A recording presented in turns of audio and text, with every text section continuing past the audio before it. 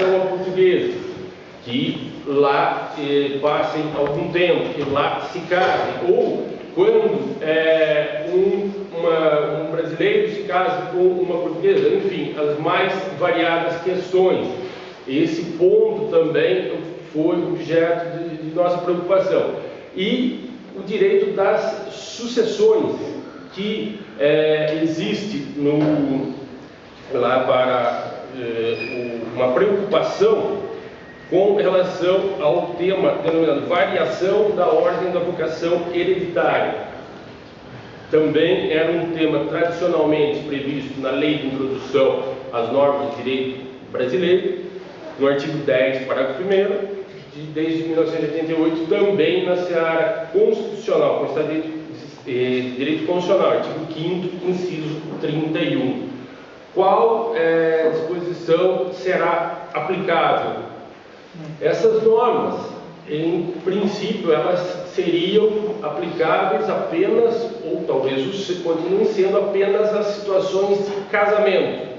E aqui, professor Dr. Nelson Nery, uma das primeiras indagações que eu faço a ele aqui, como ele, em toda a envergadura do professor Nelson Nery, também são questões dessa natureza. E ele já me proporcionou a iniciação do tema, o quê? De não haver efetiva similitude de direitos e obrigações entre o Instituto União Estável e o Instituto Casamento. Até que ponto poderemos, então, aplicar as normas que textualmente se referem apenas a casamento, não à união estável?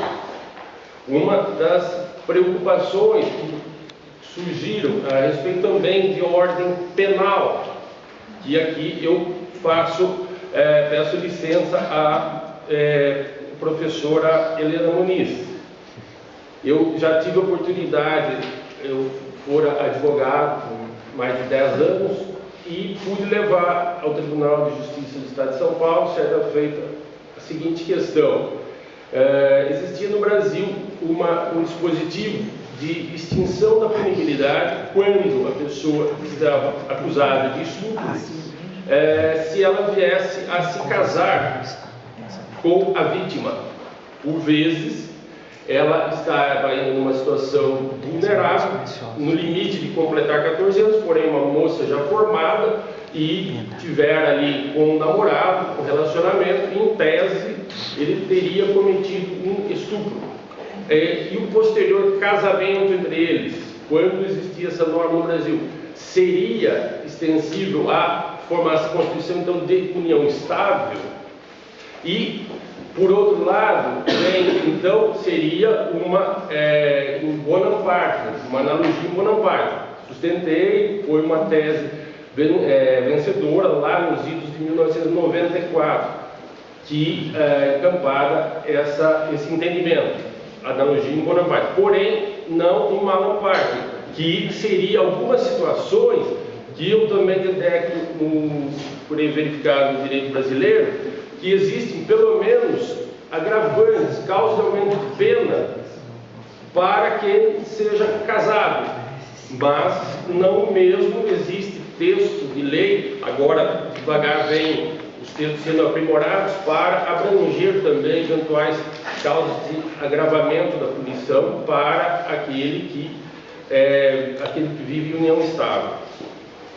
E essa situação é que eu vejo a importância, e aí eu verifiquei toda a importância de trabalhar, pensar sobre o assunto, que a Constituição brasileira, ela tem um dispositivo peculiar dentro dessa órbita de estudo de direito comparado que pudermos desenvolver. A Constituição tem uma disposição tanto quanto peculiar em sede constitucional, que diz, é reconhecida a união estável entre o homem e a mulher para fins de proteção do Estado. E vem a sequência do dispositivo legal, devendo a lei facilitar a sua conversão em casamento. e isso muito me intrigou. E a partir daí fomos desenvolver os nossos estudos, pensando também acerca das razões para converter um determinado casal, converter a união estável em casamento. Quais seriam as razões? Porque talvez não significasse nada. Se fossem absolutamente iguais, institutos iguais, por que o Constituinte teria falado converter? E por que as pessoas iriam se preocupar, talvez, em converter? Então, alguns dos temas abordados são essa questão de não separação de efeitos jurídicos, provavelmente, no plano moral, do respeito, da dignidade familiar, não há diferença alguma. Aliás, a união estável, talvez por ser baseada em sua maior intensidade no amor recíproco, talvez haja, por vezes, mais respeito do que se comparado ao outro casal que formalizou o vínculo matrimonial. Só uma análise para bem situarmos que eu vejo no plano da moral, do respeito, absoluta igualdade de situações, mas no plano dos direitos e deveres, essas algumas desigualdades, e procurei verificar talvez justificativas